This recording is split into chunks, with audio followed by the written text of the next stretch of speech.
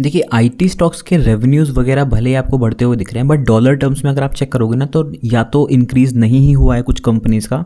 आप टीसीएस का जाके चेक करो, डिक्रीज़ ही हुआ है ऑलमोस्ट, मतलब इंक्रीमेंट नहीं ही है फिलहाल। रेवेन्यूज़ फ्लैट हैं डॉलर टर्म्स में, बट बिकॉज इंडिया की करेंसी डिप्रिशिएट हो रही है, डॉलर के प्रति रुपये बढ़ता ही जा रहा है, राइट। ऑलमोस्ट 95-96 रुपीज़ के आसपास आ चुका है। तो दैट्स वाई आपको दिख रहा है कि आई स्टॉक्स की जो रेवेन्यूज़ हैं बढ़ रहे हैं, प्लस हल्के फुल्के प्रॉफिट्स भी बढ़ रहे हैं। बट स्टिल गाइज ग्रोथ उतनी नहीं है जितनी पहले हुआ करती थी। सीईओज जितने भी कंपनीज़ के हैं, लाइक टीसीएस, इन्फोसिस के और बाकी कंपनीज़ के, उन्होंने गाइडेंस जो दी है उतनी अच्छी नहीं दी है। लाइक कि भाई उन्होंने बोला है हमारा 2 से 3% या 4% ही रेवेन्यू बढ़ेगा एक साल का।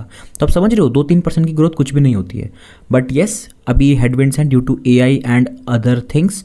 फ्यूचर में IT industry should bounce back, this is what our expectation is, but nobody knows guys.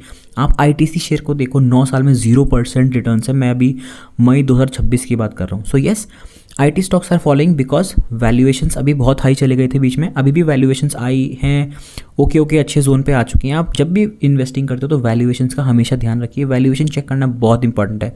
P ratio किसी भी कंपनी का चेक करो, सेक्टर में जरूर से चेक करो, एंड कभी भी स्टॉक में इंडिविजुअली इस समय मत ही जाओ, because guys the thing is आपको नहीं पता कौन सा स्टॉक चलेगा और कौन सा नहीं चलेगा। हो सकता है यहाँ से टीसीएस बहुत तगड़ा परफॉर्म कर जाए, हो सकता है टीसीएस अगले 3 साल ना चले, 4 साल ना चले, right. No buy sell recommendation for any stock, but yes this is just a learning video, okay. So it's always better if you want to invest in IT, so always invest in index funds, right?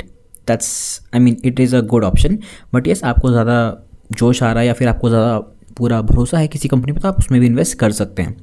So that is it, and follow for more financial videos.